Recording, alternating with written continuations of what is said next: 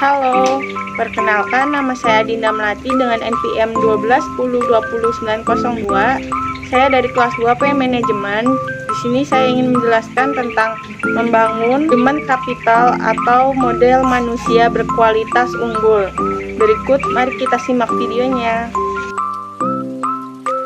Halo semuanya, berikut mari kita sama-sama simak videonya yang berjudul Building Superior Quality Human Capital. Ada beberapa poin penting yang mencakup human capital dan manajemen, yaitu SDM, yaitu sejarah peradaban manusia membuktikan bahwa manusia mampu menciptakan jauh lebih banyak informasi dari yang diserap oleh manusia itu sendiri, dan dapat mempercepat perubahan jauh lebih cepat dari manusia yang mengikutinya. SDM unggul yaitu jika suatu bangsa ingin maju dan sejahtera, maka bangsa itu memprioritaskan investasi pembangunan SDM untuk mencapai tingkat nilai yang tinggi dan tersedianya SDM unggul. Selanjutnya, investasi pendidikan untuk SDM unggul yaitu pembangunan human capital melalui investasi pendidikan oleh pemerintah, swasta maupun masyarakat penting untuk mempersiapkan masa depan bangsa yang lebih baik lagi.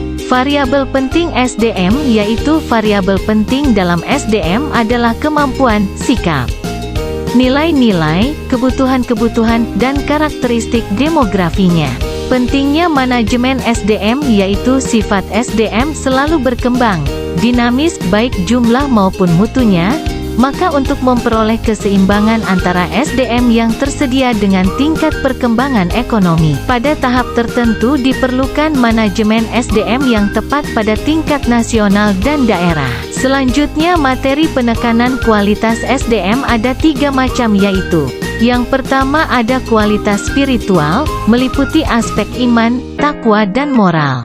Terus yang kedua kualitas masyarakat dan berbangsa termasuk kesetiakawanan sosial, rasa tanggung jawab, dan disiplin sosial. Dan yang terakhir kualitas kekaryaan, yang meliputi A. Faktor pribadi yaitu kecerdasan, pengetahuan, keterampilan dan mandiri. B. Faktor lingkungan dalam organisasi seperti situasi kerja dan kepemimpinan.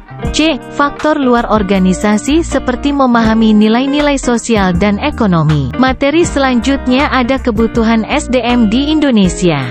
Dari pandangan di atas, ditegaskan SDM yang diperlukan Indonesia adalah orang yang cakap, dapat dipercaya, memiliki motivasi tinggi, memiliki kemampuan dan kecakapan, menciptakan iklim hubungan yang produktif, dan mengembangkan iklim kerjasama tim yang solid. Masih di materi yang sama yaitu human capital dan manajemen SDM, yaitu dalam human capital, MSDM adalah penggunaan dan pengaplikasian fungsi-fungsi manajemen yang memfokuskan perhatiannya pada pengelolaan dan pengaturan peranan SDM dalam suatu organisasi. Sedangkan dalam menyiapkan SDM yang berkualitas, manajer dalam seluruh hierarki organisasi bertindak sebagai perencana, pengorganisasi, pengarah, pemotivasi, dan pengendali. Selanjutnya human capital dan investasi pembangunan ada 4 macam, yaitu standar kualitas, konsep human capital,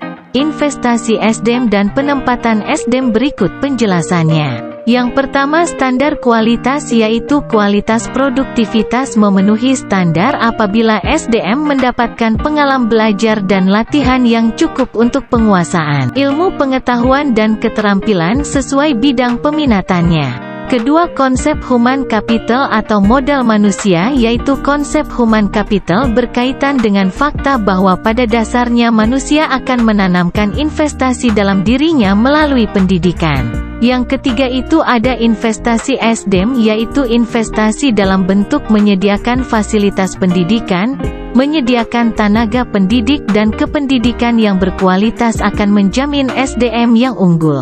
Dan yang terakhir penempatan SDM yaitu penempatan orang yang berprestasi dan bereputasi akan memberikan jaminan bahwa pembangunan human capital dalam organisasi pendidikan dapat memenuhi target SDM yang diharapkan. Materi yang terakhir mempersiapkan generasi emas. Khusus bagi generasi yang berbakat dan bertalenta, Perlu disediakan strategi dan fasilitas yang dapat memaksimalkan bakat dan talenta mereka agar benar-benar menjadi generasi emas yang bermanfaat bagi pemerintah dan masyarakat luas, guna meningkatkan kualitas kesejahteraan dan kualitas peradaban.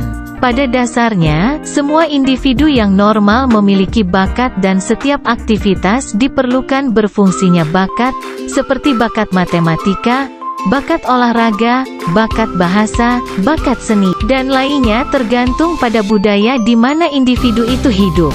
Sekian penjelasan dari saya, kurang lebihnya mohon maaf. Wabillahi taufiq wal hidayah. Wassalamualaikum warahmatullahi wabarakatuh. Jangan lupa untuk like, comment, and subscribe. See you on the next video. Bye bye.